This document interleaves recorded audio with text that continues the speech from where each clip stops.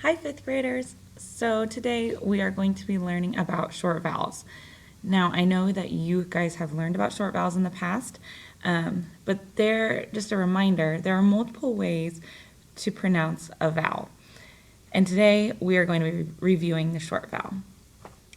Now, if you look at this word, so the word is flop, go ahead and look at the vowel sound. So if you're on a computer, you can just put your cursor underneath here.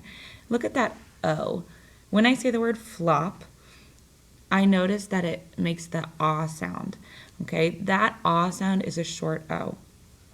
Now this syllable type, it is a closed syllable because it ends, or the next letter is a consonant. Okay, it's followed by a consonant.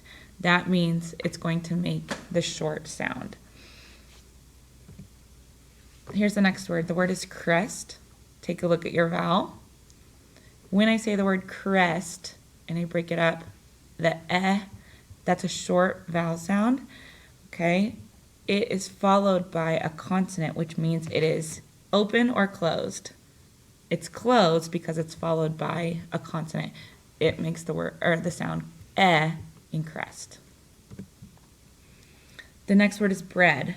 Now this one's a little bit different. The digraph EA, okay, that is another spelling for a short E sound. So when I say the word bread, the vowel sound makes the sound just like a short E, but it's followed by a consonant. So is it open or closed? It's closed, which means it's going to make the short E sound in this case. The word is stump, okay? Here's your vowel. Stump. It's followed by a consonant. Okay, so that means it's going to make the short vowel sound Your word is flag. Here's your vowel. Notice it's followed by a consonant. It's going to make the short A sound, so it would be flag. Your word is mist.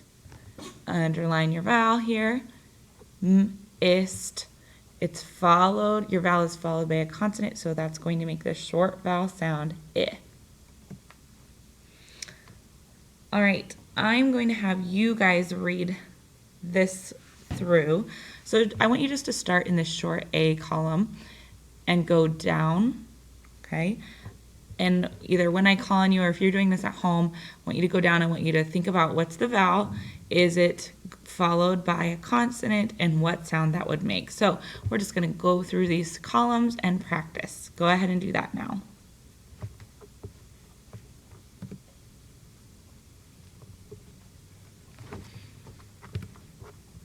All right. Then we're going to look at this document here. So again, we're going to practice some more with some of these words. At the end of each line, so you're going to read it across. It says every syllable contains a vowel sound. Syllables that have short vowels sounds are called closed syllables. That's what we just talked about. So if you're in class, you're going to read a line and then you're going to discuss with your partner whether you did it correctly. What are the short vowel sounds? You're going to talk about that. So in the word cast, you could say there's a short A because the A is followed by a consonant here. So cast, it's a short A sound because it's followed by a consonant. Then I'd go to barren. Barren is also a short A and it has a short E actually. They're both followed by consonants. Okay, and then you're going to keep going. Then you're going to switch and your partner will do it. If you are virtual, you will just do each of them and think about it, think through it with yourself, okay? Go ahead and do that now.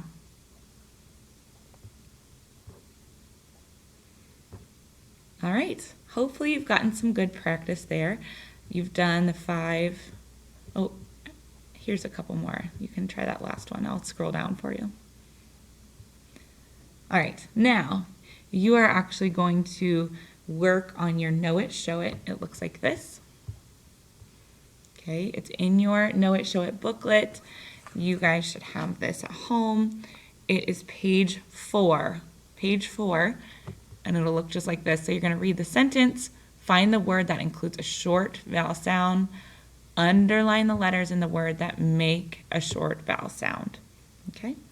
So you're just going to be underlining. There's 8 problems there, and when you're completed with that, you are finished. Thanks, guys.